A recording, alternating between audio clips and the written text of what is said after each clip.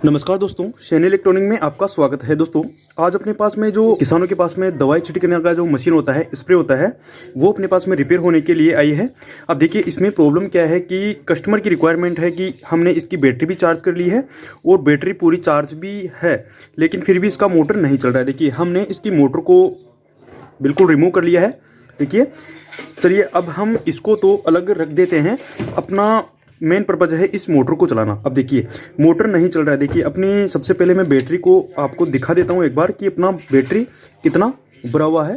देखिए, अपनी बैटरी में जो वोल्टेज शो हो रहे हैं, देखिए 11 वोल्टेज शो हो रहे हैं। देखिए, तो अपनी बैटरी में 10.9 यानी कि 11 वोल्टेज के समथिंग अपनी बैटरी भरी हुई है। इसका मतलब अपनी बैटरी ओके है।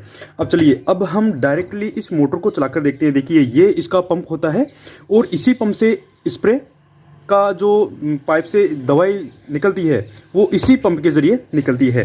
देखिए, अब हम क्या करने वाले हैं कि इस पंप को डायरेक्टली बैटरी पे लगाकर देखते हैं। तो आप देखना, अपनी बैटरी से ये मोटर नहीं चल पाएगी। चलिए, ये जो प्लस का वायर दिखाई दे रहा है, हम प्लस की जगह प्लस लगा देते हैं और माइनस की जगह माइनस लगा देते हैं, तो अपना पंप नहीं चला है। देखिए, ये पंप बिल्कुल भी नहीं चला है, इसमें कोई भी एक्टिविटी नहीं हो रही है। चलिए, अब हम इस मोटर को खोलने वाले हैं।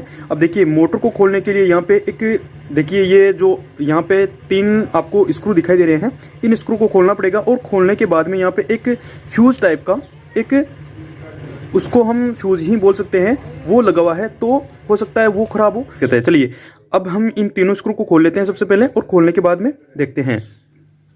तो दोस्तों, आप देख सकते हैं हमने अपनी मोटर को खोल लिया है और खोलने के बाद में जो अपना बैटरी है, चलिए मैं थोड़ा जूम कर देता हूं ताकि आपको दिखने में आसानी हो जाए। देखिए, हमने जूम कर लिया है।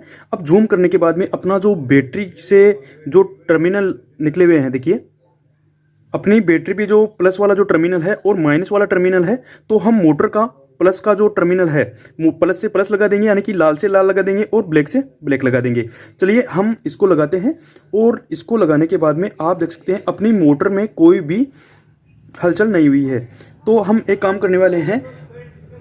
देखिए, आपको चिमटी लेना है या फिर कुछ और लेना है, या फिर आप वायर का टुकड़ा भी ले सकते हैं। तो ये जो आपको 2 टर्मिनल दिखाई दे रहे हैं, देखिए ये जो आपको 2 टर्मिनल दिखाई दे रहे हैं इस प्रेशर स्विच के, तो आप इन दोनों को आपस में टच करेंगे तो आपका मोटर चल जाएगा। देखिए,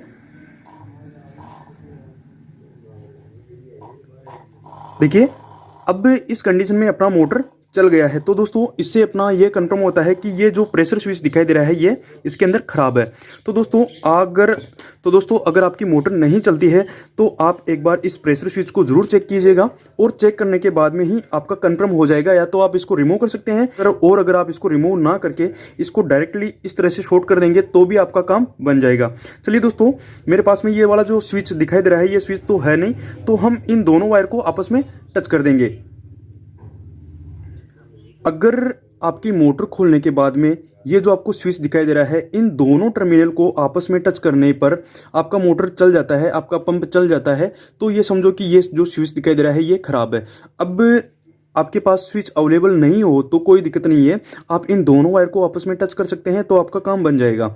चलिए दोस्तों, मेरे पास में इसका स्विच अभी अवेलेबल नहीं है, तो हम इन दोनों को आपस में शॉर्ट कर देंगे और इसको वापस से असेंबल कर देंगे, आपका मोटर एकदम ओके हो जाएगा। चलिए दोस्तों, मैं इन दोनों वायर को आपस में शॉर्ट कर देता हूँ।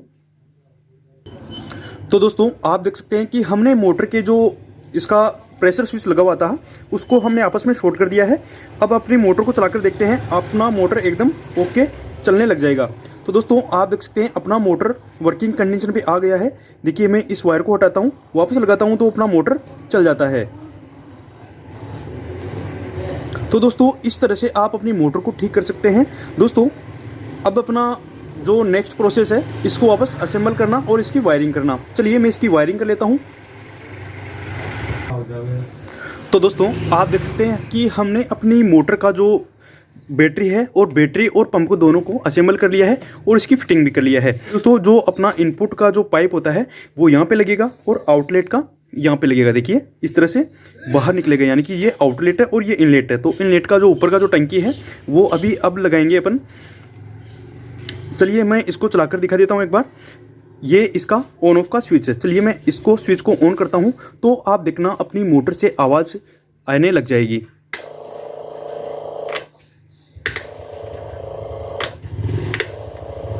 तो दोस्तों इस तरह से आप अपनी मोटर को रिपेयर कर सकते हैं। चलिए अब हम इसका जो ऊपर का ढक्कन है उसको लगा लेते हैं।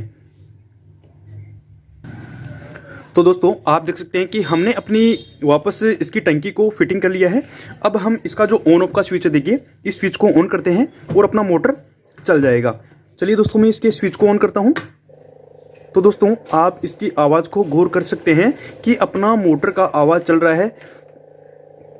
हो सकता है आप तक आवाज़ नहीं पहुंच पा रही होगी, मोटर चल रहा है या फिर नहीं चल पा रहा है, लेकिन मैं महसूस कर सकता हूं कि इसकी मोटर चल रही है। तो दोस्तों मैं इसी तरह से आपको गाइड करता रहूंगा। आप कमेंट करके जरूर बताइएगा कि आपको वीडियो कैसा लगा और नेक्स्ट वीडियो किस टाइप का चाहिए आपको, वो भी आप मेरे को कमेंट करके बता सकते हैं। दोस्तों अगर आपको मेरी जानकारी अच्छी लगी हो तो प्लीज़ वीडियो को लाइक कर देना, कमेंट कर देना और अपने दोस्तों तक शेयर कर देना। धन्यवाद।